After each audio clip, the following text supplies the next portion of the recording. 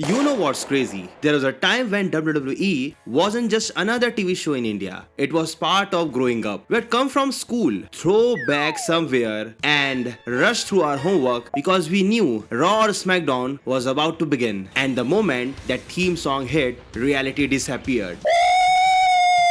Yeah, baby! Suddenly, you weren't just another kid. You were John Cena. Your cousin became Randy Orton. The bedroom turned into WWE Arena. Every pillow, a steel chair. Every sibling, your next opponent. We all remember that disclaimer. Please, don't try this. Let's be honest, most of us ignored it anyway. RKOs onto the bed, attitude adjustments onto the mattresses, pedigrees that nearly got us grounded. Looking back, it's honestly a miracle our parents survived us. But that's how much WWE meant to an entire generation. Lunch breaks in school turned into brawls. Trading WWE trump cards had its own economy. Because for millions of Indian kids, WWE wasn't just another entertainment. It was a language we all understood. But have you ever stopped to ask, how did an American wrestling company became such a massive part of Indian childhood? The answer goes way back than most of the people realize. See, back in 1990s, the Indian household slowly discovered WWF through Star TV Prime Sports. It wasn't live, it wasn't flashy, but week after week, the audience kept growing. In 2002, 10 Sports acquired WWE's broadcast right, and the partnership would define an entire generation. The ruthless aggression era, the PG era, all of it, entering millions of Indian homes through one television channel. If your home had cable, you had WWE. It was everywhere, and despite WWE touring India only a handful of times, the connection never faded. When WWE finally brought events like Superstar Spectacle to India, it felt less like a marketing stunt and more like recognition. By the late 2010s, India had become one of the WWE's biggest international markets, which makes what happened next almost impossible to believe, because somehow a company that spent decades building one of the most passionate fan base in the world started losing it. And the reason has almost nothing to do with wrestling itself. Think about it. For more than 20 years, India delivered everything WWE could ask for. In 2018, pro wrestling became the most watched sports on Indian television. At its peak, WWE reached 335 million unique viewers in India every year, with 13 million tuning into Raw every single week. And on Facebook and YouTube, India topped the world in WWE's engagement, bigger than United States itself, one of the largest fan base anywhere outside America. So naturally, you'd expect WWE to reward the loyalty, like more live events, more cities, more investment, and maybe a premium live event. I guess that's too much for, asking to WWE, because what they did was just unbelievable. Instead, between 2002 to 2023, WWE toured India just 4 times. Just 4 times. And even when WWE finally arrived, the tickets were priced beyond what many middle-class families could comfortably afford. But even then, fans stayed. Seems like a relationship nowadays, huh? So WWE searched for another solution. WWE thought, what if we give India a reason to feel even more connected? With that, they gave us what they believed was the answer: a superstar who would represent India.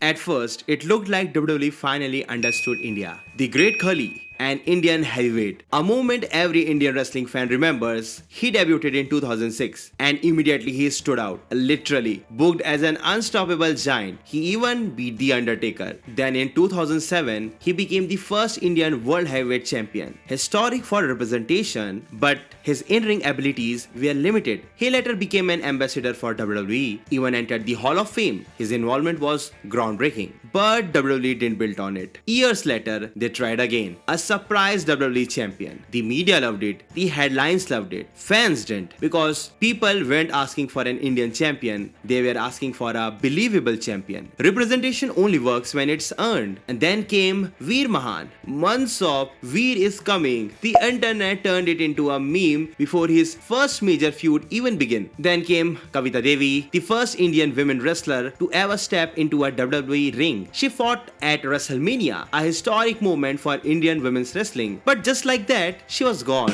disappeared from the roster, nationwide tryouts, superstar spectacles. Yet somehow, the ending always stayed the same. And sometimes WWE misunderstood India in ways that went beyond booking. Many fans still remember the controversy involving Kurt Angle and the Indian flag. It wasn't just another wrestling angle. For many Indian fans, it felt disrespectful. Another reminder that WWE understood India's size better than its culture, which raises a bigger question. Mexico gave WWE Rey Mysterio, Japan gave WWE Shinsuke Nakamura, Ireland gave WWE Sheamus. Why could not India, a country of more than 1.4 billion people, produce one superstar WWE truly committed to? The answer wasn't talent. India had talent. The answer was investment.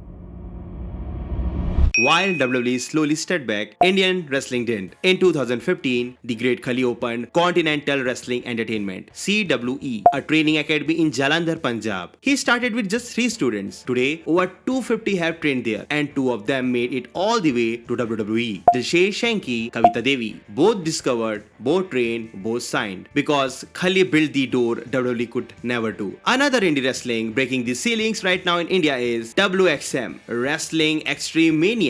It isn't just another wrestling company. It's building something WWE could never committed to. A place where Indian wrestlers don't have to wait for an American opportunity. They can become wrestling superstar at home. You can catch up all the content on WXM YouTube channel. Highly athletic and charismatic wrestling is the highlight of WXM. With both indigenous talent and international performers, WXM is destined to raise the bar of pro wrestling in India. If you guys want me to cover more about it, write in the comments. But despite everything, the relationship wasn't over. Fans still watched every Monday, still watched every Friday, still bought the merchandise, and still filled the comment section. WWE still had one chance to rebuild everything. Instead, they made the single biggest business decision in their history, and in doing so, they accidentally made WWE harder to watch for the very people who had loved it the longest.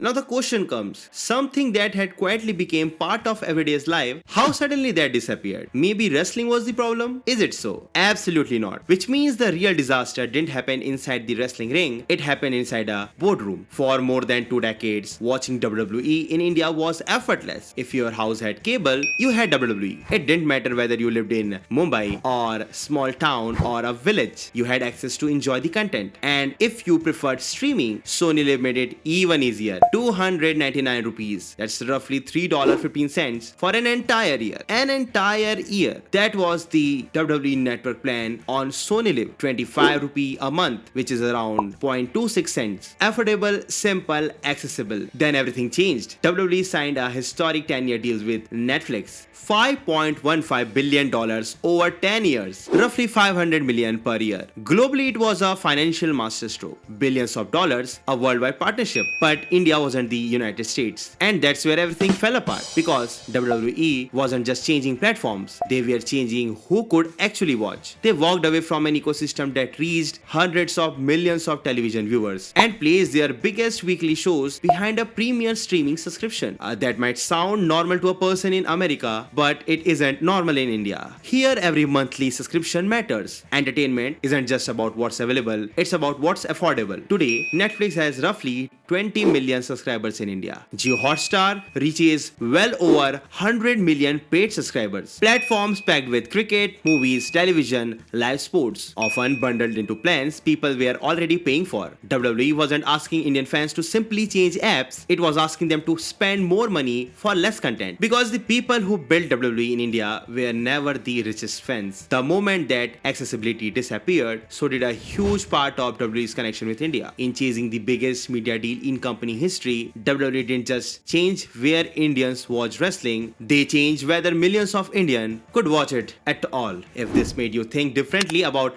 WWE's history in India, hit that like button. Subscribe if you are new here and drop a comment. Tell me what WWE can do to regain its supremacy in India. Check out my recent video on WWE's eras ranking and let me see you agree with me or not. Until then, keep wrestling.